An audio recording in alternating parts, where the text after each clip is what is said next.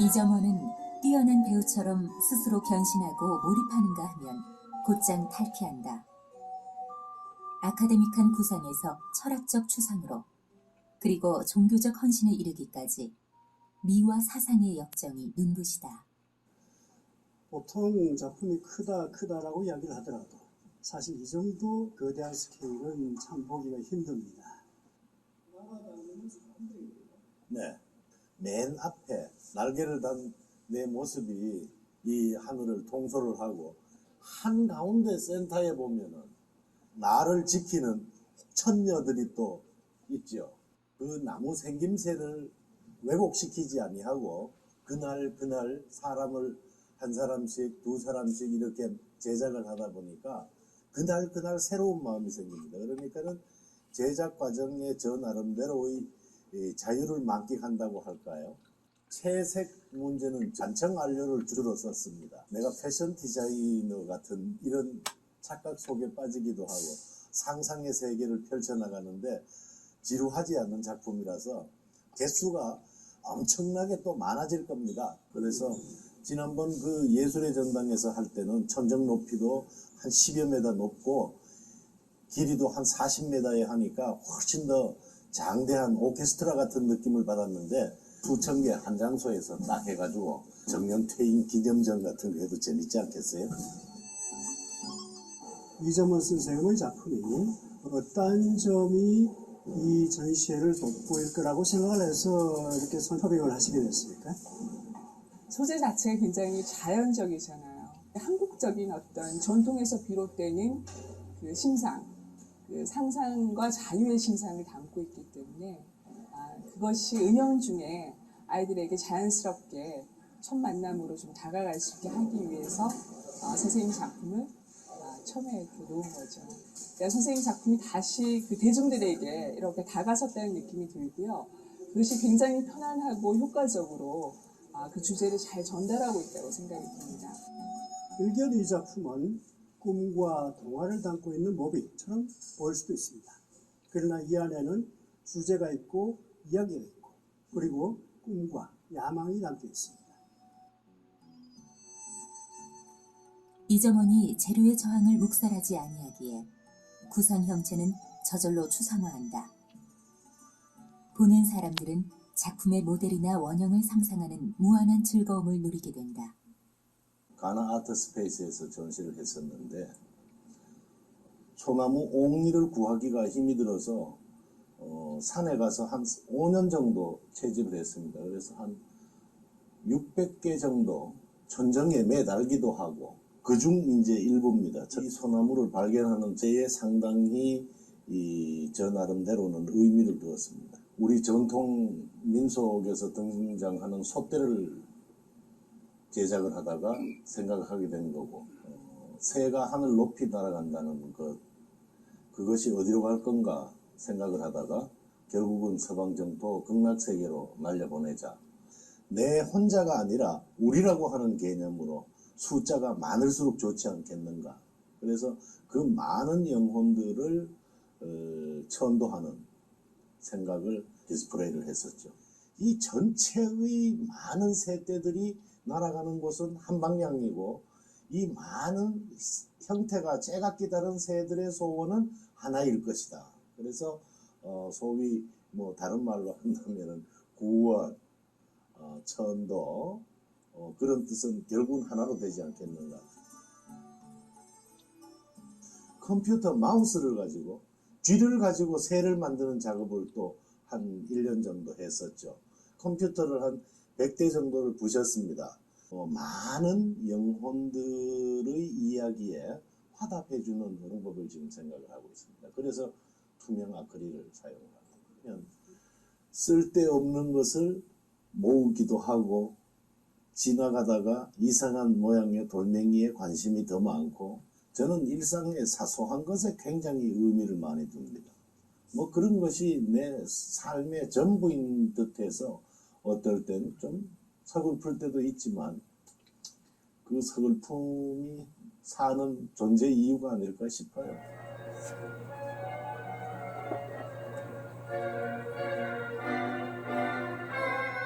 이점원에게 오브제의 역할과 위상이 바뀌는 것. 오브제와 대화를 나누는 것은 고통스럽지만 재미있는 고행이다. 그 고행의 끝에는 영락의 세계가 있다.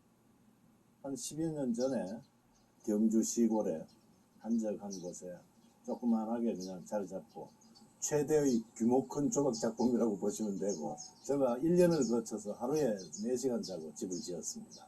문갑을 딱 보면, 자세히 보면 전부 작품이 들었고, 뭐 이런 파라다이스를 생각을 했죠. 안에 들어가서 서랍부터 서랍 열면 잡동선이 나옵니다. 내가 만든 테이블, 고래뼈를 생각에 대해서 내가 만들었대. 이 집 천정하고 할 때는 민소매 윗돌이 입었는데 여기 소금기를 이만큼씩 입어가. 손자 그림 좋잖아.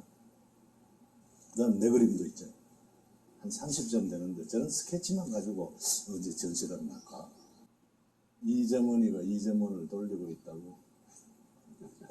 항상 어디 가도 그 그늘을 벗어나지 못해.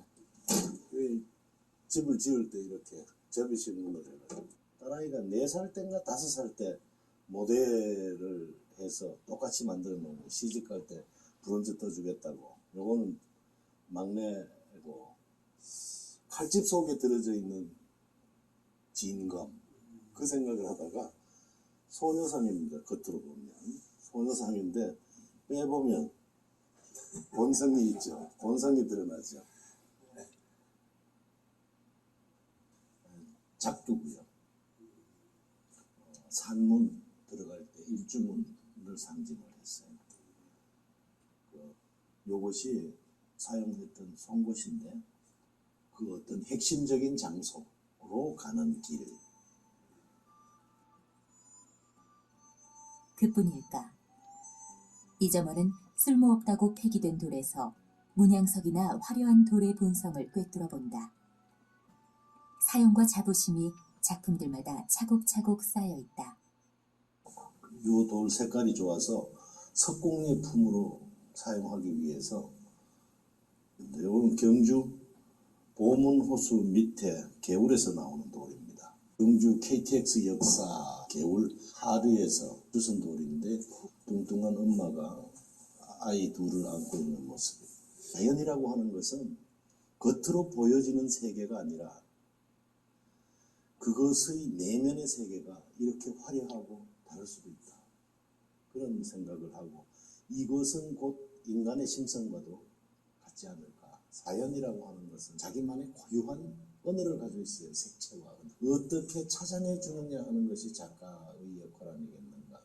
도대체 작품이 될 수 없다 라고 다른 사람들이 생각하는 관념을 깨버리는 수도 있고, 그래서 거기에서도 쾌감을 느끼고, 아무튼 우리나라 돌이 저는 색상면이나 질, 강도면에서 상당히 좋다고 생각하는 사람입니다. 이러한 여성상만을 가지고 개인전을 한번 했었습니다. 밀레니엄 우먼이라고 이름을 붙였는데, 요즘 여성들이 왜 굉장히 너무 많이 과다 섭취로 인해서 고민을 하고 있지 않습니까?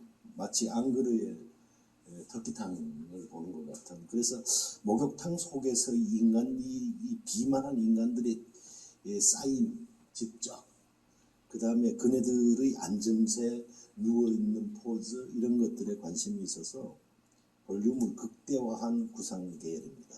앞으로 이런 작업은 계속 되지 않을까 싶은, 제가 한 50년 된 고가에 두꺼운 마루장을 뜯어가지고 기운의 원천이 어디 있겠는가, 나무 색상이며 뭐 어디 흠잡을 것도 없습니다. 잘 익은 인격자 같은 느낌 안 드십니까? 나무가 가지고 있는 옹이, 결이죠. 이게 이제 본성 아닙니까? 겉으로는 드러나지 않는 속의 옹이. 지금 현재보다도 훨씬 더 자유로울 수는 없을까 하는 걸 항상 꿈꾸죠. 그러니까 재료를 다룰 수 있는 능력, 혹은 주제를 내 마음대로 잡을 수 있는 능력, 그 이상의 자유로움을 구가한다면 아마 제대로 된 작품이 나오지 않을까 하는데, 아직도 그래도 저 나름대로는 덜 자유롭다 생각을 하는데, 이것이 일관성과 정반대되는 건지, 일관성과 어떤 면에서 저는 결국은 똑같은 이야기 아니겠는가라고 생각을 합니다. 그러니까 형태냐 본질이냐, 또 어느 것이 주제냐 부제냐, 이런 것을 결국은 따지고 들어간다라고 한다면은 이데아의 개념 쪽에서 볼 때 결국 같은 거 아니냐, 이런 생각을 하죠. 그런 면에서 더 자유로울 수 있다면, 실선의 개념에서 작업을 한다면 어떤 작품이 나올 수 있을까? 그걸 밤마다 꿈꿉니다. 좋은 작품을 얼마만큼 많이 했다, 그런 얘기해 주는 것보다는 놀지 않은 사람이다라는, 그거 하나는 인생을 바꾸시는 게 진짜 좋은 사람이다.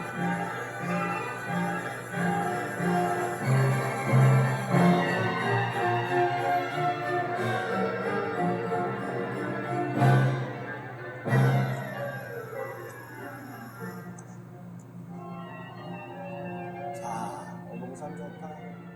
여기가 한 50m 돼요. 거기에 로프를 묶어놓고 매주 일요일 날 이쪽으로 쭉 놀자 따라서 학교는 올라가가지고 대안학교이자 직장과 지역사회에서 벗어난 이점원의 천국이다. 그리고 빛을 볼 날을 기다리는 작품 적지장이기도 하다. 작품 동굴, 작품 무덤이라고 해야 될까요? 우선 임시로 그냥 막 보관하다가 어떤 양식이나 격식을 갖추지 못한 상태로 그대로 그냥 넣어놓는 곳 중에 한 부분입니다.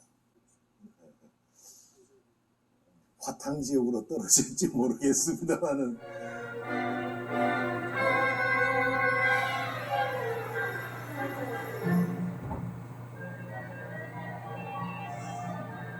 테마에 맞는 소재를 선택하여 작업하는 이점원의 작업을 보는 사람들은 엄청난 물량 속에서 일관성과 분류 기준을 찾기에 혼란스러울 수 있다. 어떤 12간지 작품에서부터 밥주걱 작품, 근래 후식으로 제작을 했던 나무 토르소에 이르기까지 인간을 동물화한다? 동물을 인간화한다?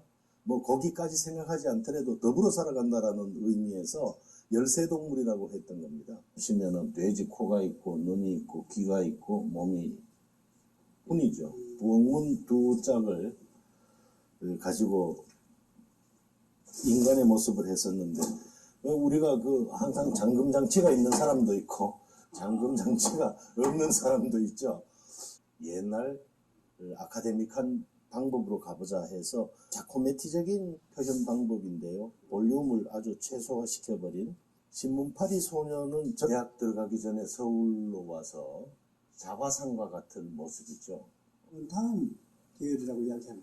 2000년대에 발표를 한 밀레니엄 우먼이라고 해서 이거보다 더 이상 살찔 수는 없다. 현대인을 상징하는 것은 역시 비만이다. 나처럼. 꽃의 테마 같은 거. 이런 건 그 다음인가요? 아니면 그 안에 포함이 됩니까? 꽃의 테마에서도 비만한 여자가 같이 섞입니다. 꽃이 기원하고 바래고 인간 삶이 녹아서 꽃과 같이 가지요. 그래서 이번에 꽃으로서의 색상을 중요시 여겼다고 한다면 다음번에는 꽃은 사람이고 사람은 꽃인 형태가 나오겠죠. 예. 일종 하이브리드 비슷한 네. 거죠. 그래요. 네. 이점원은 활동이 불가능한 노인성 질환들을 달래며 촛불처럼 몸을 태운다. 소신공양으로 부처될 숙이라도 받으려나 보다. 매번 전시를 할 때마다 1년에 한 번씩 주제나 재료나 표현 방법이나 그 테마를 바꿔서 하죠. 막연하게 열심히 작업해야지 이런 생각만으로는 작업을 하는데 오히려 더 많은 범민이 나타나는 것 같아서 원래는 어떤 소재를 가지고 어떤 내용으로 어떻게 표현이 되고 이렇게 하는 것이 재미가 있습니다. 전라도 어느 지역에 갔을 때는 묘지를 지키고 있는 소나무인데 태풍에 가지가 부러져서 신성시 여기면서 아무도 손을 안 대요. 그래서 저 나무를 내가 잘라가도 됩니까? 라고 했더니 어우 괜찮다고 그것을 잘라와가지고 제가 그 작업을 하기 전에 그런 얘기를 했습니다. 너는 이제 예술품으로 다시 태어나니 지금부터는 너하고 내하고 이야기를 해야 돼. 이렇게 하니까는 편안하죠. 꽃의 테마는 화인에서 화색으로 나아간다. 피었다 지는 꽃이 찍은 도장 자국을 찾다가 바람이 피우는 꽃의 죽음, 그 영혼의 천도로 이어진다. 꽃을 다들 아름답다라고 하는데 저 나름대로 꽃이 가지고 있는 것이 아름다운 뿐이겠는가? 꽃이 과연 혼자서 꽃인가를 봤더니 바람이 꽃을 피우더라고요. 그리고 꽃이 만개해져 있을 때 스스로 꽃잎을 떨어뜨리지 못하는 바보 아닌가 이런 생각도 해봤어요. 그래서 이번에는 주제를 꽃바람이라고 했고 여태까지 죽은 꽃의 시체들이 얼마나 많겠습니까? 그것을 자양분으로 해서 다시 꽃이 피어나고 있는데 그 영혼을 꽃잎의 영혼을 한번 달래주는 소리는 있을 수 없는가 해서 지장보살이 등장. 막 이렇게 피어나려고 하는 꽃 봉오리 속에 내가 혼자 앉아서 바깥을 내다보면 별 모양의 하늘이 보인다. 그래서 사방에서 꽃잎이 모여져 있음을 볼 수 있을 겁니다. 그러니 한 번쯤 이런 세계를 생각하면 어떻겠는가 해서 그것은 숨죽인 인고와 고행의 시간이 만들어낸 자기정화의 산물이었다.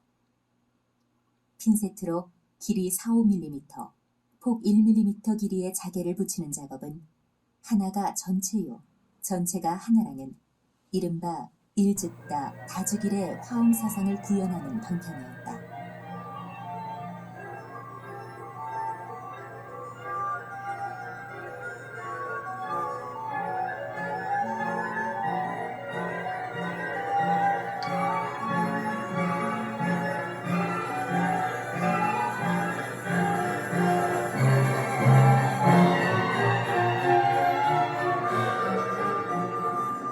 삼십여 전시에 30여 주제로 작업하되 남의 손을 빌리지 않는 옹고집이었다. 물성과의 타협과 대화를 통한 인간적인 손때 속에서 꽃은 작가 이점원이고 인간 이점원이며 그 꽃이라는 이름으로 상영되는 우주였다.